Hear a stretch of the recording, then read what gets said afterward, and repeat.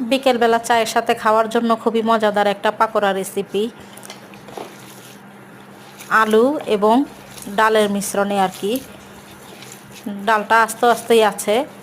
এই রেসিপিটা যদি পুরোপুরি দেখতে চান, চ্যানেল সাবস্ক্রাইব করে আমার পাশে থেকে যাবেন। অবশ্যই আমার চ্যানেলে এই রেসিপিটা পেয়ে যাবেন। বিকেলবেলা চায়ের সাথে দারুণ জমে যাবে এত মজাদার পাকোড়া। সুন্দর করে একটা শেপ দিয়ে নিলাম, তারপরে আগে থেকে তেল বসিয়ে রাখছিলাম,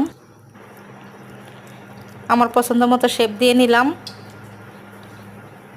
আগে থেকে একটা কড়াই বসিয়ে রাখছিলাম, কড়াইটা তেলটা গরম হয়ে গেলে অল্প আছে একটু সময় নিয়ে ভাজতে হবে, যেহেতু ডালটা আস্তে আস্তে আছে আর কি।